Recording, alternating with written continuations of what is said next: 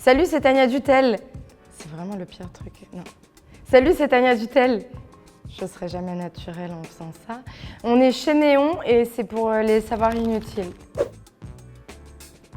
Ma plus grosse phobie, je dirais que c'est tout ce qui a un bec, parce que quand j'avais 7 ans, je me suis fait arracher de la chair par une poule au mollet gauche.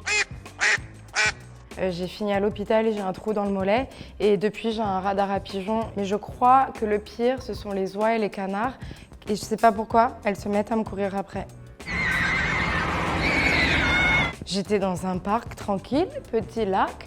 J'avance, je me dis je vais voir l'eau et là il y a une tribu d'oies qui est arrivée vers moi, qui sont sorties du lac et j'ai dû me mettre à courir parce qu'elles me couraient après.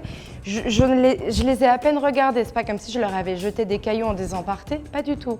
Je pense qu'il y a eu un mot qui s'est passé auprès de tout ce qui a un bec sur cette planète et ils savent que quand ils me croisent, il faut m'agresser. Donc je sais que des fois il y a des gens qui disent oui c'est moi contre le reste du monde, ben moi c'est moi contre tout ce qui a un bec.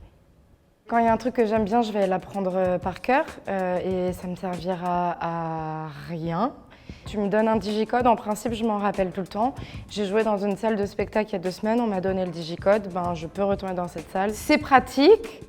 Quand je vais chez des gens, ils me donnent leur digicode. Après, j'ai plus besoin de sortir mon téléphone et de remonter les messages en disant ah, c'est quoi déjà son digicode? Il est là.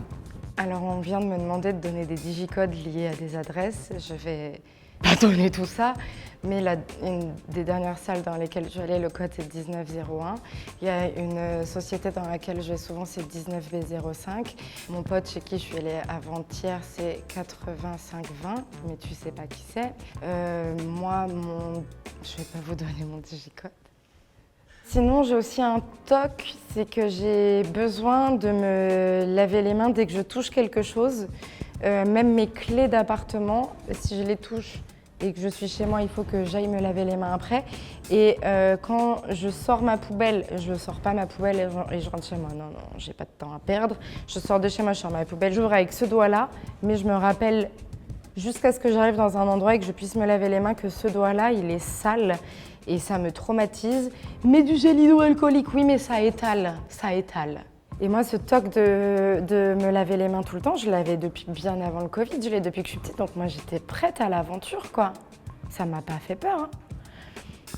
Belle hygiène, mais il y a des moments où c'est pas pratique. Cet été, par exemple, j'ai fait du camping et donc j'étais là, mes mains sont sales, mes mains sont sales.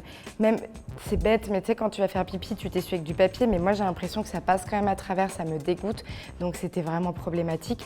Mais j'arrêtais pas de me dire, ça va, c'est de la terre, tout va bien, tu n'es pas en ville, il n'y a pas tous les germes, tout va bien aller. Je l'ai mal vécu.